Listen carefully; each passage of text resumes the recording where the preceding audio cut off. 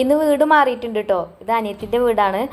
ഇത് ഞായറാഴ്ച എടുത്ത വീഡിയോ ആണ് കേട്ടോ. ഞായറാഴ്ച അനിയത്തിൻ്റെ വീട്ടിൽ പോയിട്ടുണ്ടേനും മക്കൾക്ക് സ്കൂളൊന്നുമില്ലല്ലോ. അപ്പോൾ നോമ്പ് തുറക്കാൻ വേണ്ടിയിട്ട് അവൾ വിളിച്ചിട്ടുണ്ടായിന് കേട്ടോ.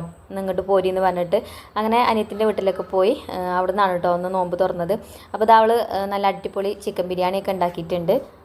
ഇപ്രാവശ്യം പിന്നെ വീട്ടിലേക്കൊന്നും പോയിട്ടില്ല കേട്ടോ. വീട്ടിൽ പിന്നെ ആരുമില്ലല്ലോ, നിങ്ങൾക്ക് അറിയാലോ, അമ്മയും നാത്തൂനൊക്കെ ഇവിടെ ഇല്ലാത്തതുകൊണ്ട് വീട്ടിൽ നോമ്പ് തുറയും കാര്യങ്ങളൊന്നും ഉണ്ടാവില്ല. അവർ പിന്നെ ഈ പെരുന്നാളൊക്കെ കഴിഞ്ഞിട്ടേ വരുള്ളൂ.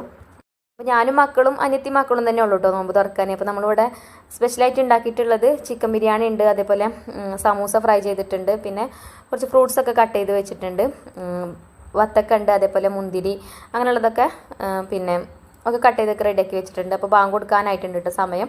അപ്പോൾ ഒക്കെ ഇതാ ടേബിൾമ കൊണ്ടുവന്ന് വെച്ചിട്ടുണ്ട്. അപ്പോൾ മക്കളൊക്കെ ബാങ്കിന് വെയിറ്റ് ചെയ്ത് നിൽക്കുകയാണ് കേട്ടോ. നമ്മൾ റിച്ചുമോനൊക്കെ ഇന്ന് നല്ല ക്ഷീണമുണ്ട്, ചൂടായതുകൊണ്ടാവും നല്ല ക്ഷീണവും കാര്യങ്ങളൊക്കെ ഉണ്ട്.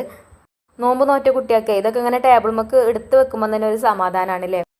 നോമ്പ് തുറന്ന ഒരുപാട് ഫുഡ് കഴിക്കണം എന്നൊക്കെ തോന്നും ഒക്കെ ടേബിൾമ നിരത്തി കാണുമ്പോൾ. പക്ഷേ ജ്യൂസും എന്തെങ്കിലും സ്നാക്സൊക്കെ തിന്ന് കഴിഞ്ഞാൽ പിന്നെ വേറെ ഒന്നും വേണ്ട അല്ലേ.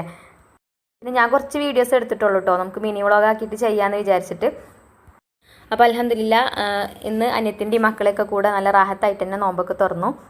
കുട്ടികൾക്ക് ഒരുപാട് സന്തോഷമായി. ഇങ്ങനെ കുറച്ച് ദിവസമൊക്കെ കഴിഞ്ഞിട്ട് ഒരുമിച്ച് കൂടുമ്പോൾ ഒരു സന്തോഷം വേറെ തന്നെയാണല്ലോ.